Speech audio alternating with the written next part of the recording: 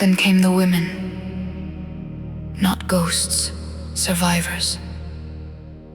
They stepped between the pale trees with lamps in their hands and red threads around their wrists. Women Qamaris had called dead. Women whose names had been folded into mourning cloth. Some had fled violent houses. Some had been sold by brothers. Some had been cast out by husbands who wore piety like perfume.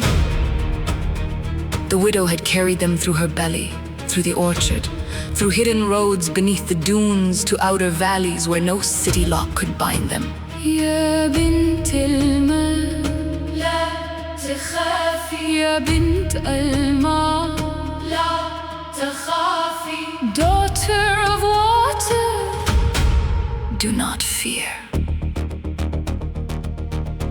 There, beneath impossible stars, Layla learned the oldest wound of Qamaris. The priests had known for 500 years. They knew the sand widow did not hunt women.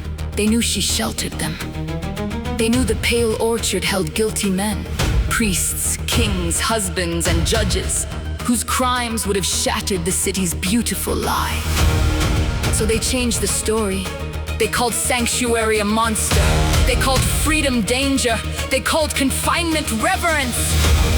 too sacred, too silent, too guarded, too caged. Layla understood.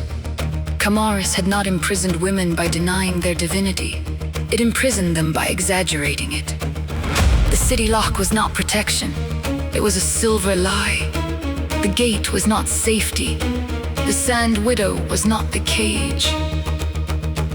The city was. مكان مقدسا لا يحتاج قفصا مكان مقدسا لا يحتاج قفصا What is sacred needs no cage. Layla remained in the orchard for 40 nights, or 40 years. Time inside the widow was not obedient to the sun. Her wounds closed, her fever passed, her fear became memory, her memory became law. The hidden women washed poison from her blood with water hidden beneath black stone. They taught her the first doctrine. What is divine does not require a cage. Witness, water, veil, flame. So Layla rose, not as the girl carried from the palace, not as the bride Samir tried to erase, not as the daughter mourning a poisoned king. She rose as witness. She cut no throat, she lifted no blade. She asked the widow for no army, because truth properly placed can split a kingdom wider than war.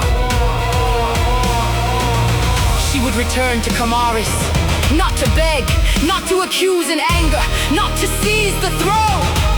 She would return and make the city choose between its law and its lie. The outer women gave her 4 things. A cracked bronze bowl from the night Samir raised his voice. A broken lamp from the sanctuary his guards invaded. A strip of red veil, the shroud that failed, and a water ledger sealed in black wax, showing Samir had sold the sacred wells before Layla was declared dead. 4 objects, 4 wounds, 4 keys to open the throat of the court. They dressed her in red, not bridal red, not royal red, witness red. Her veil was no longer silence, it was strategy, it was theater, it was a flame choosing when to show itself. At dusk, while Qamaris lit its festival lamps and Samir sat beneath a stolen crown, a veiled woman approached the eastern gate. No guard recognized her, no priest blessed her. She carried no weapon, only bowl, lamp, veil, ledger, and the truth of the sand widow burning behind her eyes. She returned as the mouth of a truth they had buried. In the bronze court, Samir would hear the desert speak.